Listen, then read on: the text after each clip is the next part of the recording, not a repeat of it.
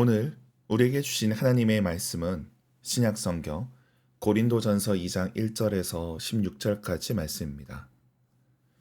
고린도전서 2장 1절에서 16절까지 말씀을 봉독하겠습니다. 형제들아, 내가 너희에게 나아가 하나님의 증거를 전할 때에 말과 지혜의 아름다운 것으로 아니하였나니 내가 너희 중에서 예수 그리스도와 그가 십자가에 못 박히신 것 외에는 아무것도 알지 아니하기로 작정하였음이라. 내가 너희 가운데 거할 때에 약하고 두려워하고 심히 떨었노라. 내 말과 내 전도함이 설득력 있는 지혜의 말로 하지 아니하고 다만 성령의 나타나심과 능력으로 하여 너희 믿음이 사람의 지혜에 있지 아니하고 다만 하나님의 능력에 있게 하려 하였노라. 그러나 우리가 온전한 자들 중에서는 지혜를 말하노니 이는 이 세상의 지혜가 아니요 또 이 세상에서 없어질 통치자들의 지혜도 아니요 오직 은밀한 가운데 있는 하나님의 지혜를 말하는 것으로서 곧 감추어졌던 것인데 하나님이 우리의 영광을 위하여 만세전에 미리 정하신 것이라.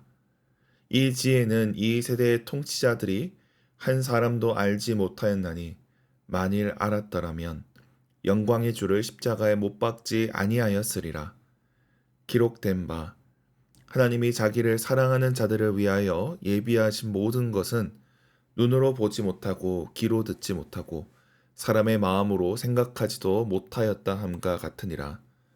오직 하나님이 성령으로 이것을 우리에게 보이셨으니 성령은 모든 것 곧 하나님의 깊은 것까지도 통달하시느니라. 사람의 일을 사람의 속에 있는 영 외에 누가 알리요? 이와 같이 하나님의 일도 하나님의 영 외에는 아무도 알지 못하느니라.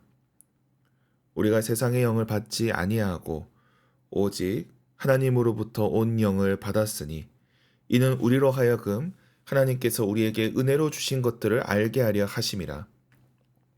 우리가 이것을 말하거니와 사람의 지혜가 가르친 말로 아니하고 오직 성령께서 가르치신 것으로 하니 영적인 일은 영적인 것으로 분별하느니라.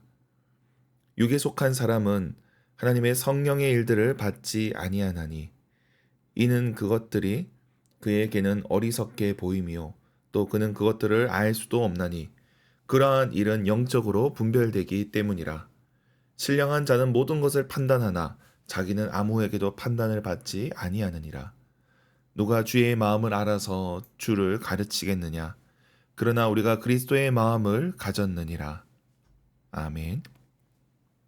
매일 성경 순서에 따라 고린도전서 2장 말씀 살펴보겠습니다. 앞서 우리는 1장에서 지혜에 대해서 다루었습니다. 유대인들은 표적을 원하고 헬라인들은 지혜를 원합니다. 지혜를 원하는 헬라인들에게 십자가는 어리석은 것처럼 보입니다. 그러나 사도 바울은 십자가가 하나님의 지혜임을 전하였습니다. 오늘 본문은 이러한 지혜의 논의를 이어서 영에 대한 말씀으로 나아갑니다. 바울은 자신의 전도가 세상적인 지혜로 한 것이 아님을 전합니다. 바울은 헬라 철학을 공부했고 세상적인 지혜도 있었지만 이를 드러내려 하지 않습니다. 다만 십자가만 나타내려 합니다. 세상의 지혜로 알 수 없는 하나님의 지혜를 따른 것입니다. 이러한 하나님의 지혜는 감추어진 것이고 세상으로서는 알 수 없습니다.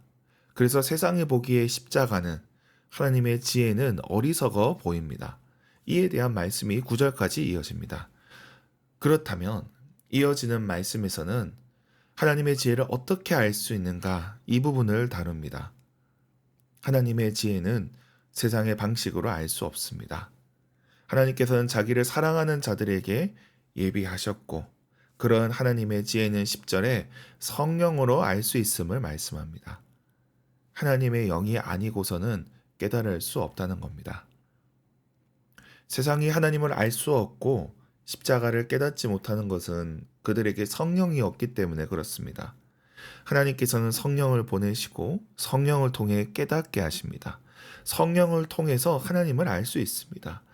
영의 문제를 다루지 않고서는 인식이 불가능하다는 겁니다.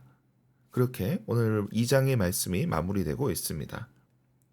근데 이 말씀은 우리가 고린도 교회의 분열 문제와 함께 봐야 합니다. 분열이 생기고 파당이 세워지게 되면 각자 자신들의 정당성을 내세웁니다.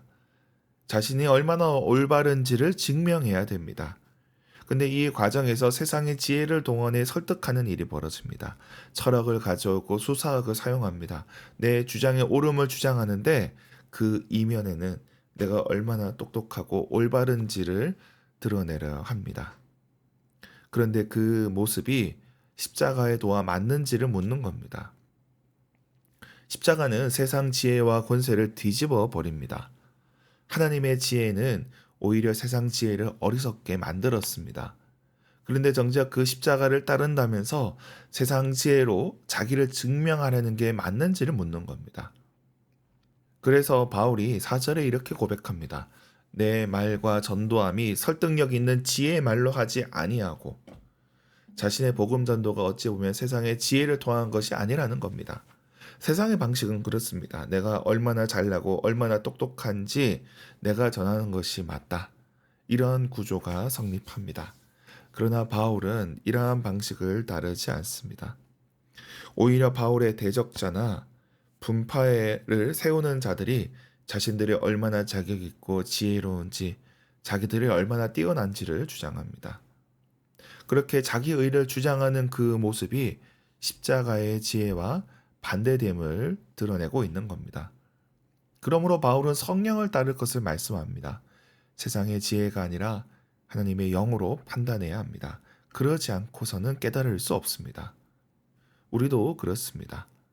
세상적으로 뛰어난 자도 영적인 문제를 분별치 못할 수 있습니다. 때론 십자가를 위한다면서 십자가의 길이 아닌 세상의 길을 갈 수도 있습니다. 그렇게 어리석은 길로 행할 수도 있습니다. 그러므로 우리는 십자가의 도를 더 깊이 묵상해야 됩니다. 교회 내 다툼과 갈등이 있을 때 우리는 십자가를 바라봐야 합니다. 이 모든 것들이 세상의 일이 아니기 때문입니다. 하나님의 교회는 하나님의 지혜로, 하나님의 영으로 인도함을 받아야 합니다. 우리와 우리 교회가 하나님의 영으로 인도함을 받길 주님의 이름으로 축원합니다. 기도하겠습니다. 하나님 아버지, 오늘 말씀을 통해 우리를 인도하시니 감사합니다. 우리가 주님의 영으로 인도함을 받게 하여 주시옵소서. 우리로 세상의 지혜가 아니라 하나님의 지혜로 주님을 더 깊이 알게 하시고 주님의 인도하심을 따라 나아가는 자들 되게 하여 주시옵소서. 교회 내 분쟁과 갈등의 문제가 있다 할지라도 그러나 그 속에서 십자가를 따라가게 하여 주시옵소서. 하나님의 영으로 하나 되게 하여 주시옵소서. 나라와 민족을 위해서 기도합니다. 선거를 통해서 새로운 일꾼들이 뽑히게 되었습니다. 저들이 하나님을 경외하며 주민들을 위해 성실하고 부지런히 뛰는 그런 일꾼들 되게 하여 주시옵소서. 약한 자들을 돌아보게 하여 주시옵소서. 또한 우리에게 주신 사명을 놓고 기도합니다. 캠퍼스 선교와 이 지역 전도 가운데 함께하여 주시고 믿음의 역사가 나타나게 하여 주시옵소서. 상주 수련장과 선교센터 끝들에도 주님 함께하여 주시옵소서. 우리 자녀들을 위해 기도합니다. 중고등부 자녀들 가운데 함께하여 주시고 저들의 진로 가운데 주님께서 길을 열어 주시옵소서. 저들이 정체성을 형성해 나가는 이때에 주님 안에서 자신이 누구인지 깨닫게 하여 주시고 주님께서 주신 지혜로 공부하게 하옵소서. 저들을 섬기는 전도사님과 교사들에게 주님께서 함께하여 주시옵소서. 우리 가운데 연약한 지체들이 있습니다. 병상에 있는 자들 주님께서 긍휼히 여겨 주시옵소서. 또한 태의 열매를 놓고 기도하는 가정들이 있습니다. 주님께서 함께하여 주시고 생명을 허락하여 주시옵소서. 오늘도 가정에서, 직장에서, 학교에서 각자 삶의 터전에서 애쓰고 수고하는 자들을 주님 기억하여 주시옵소서. 감사드리며 예수님의 이름으로 기도드립니다. 아멘.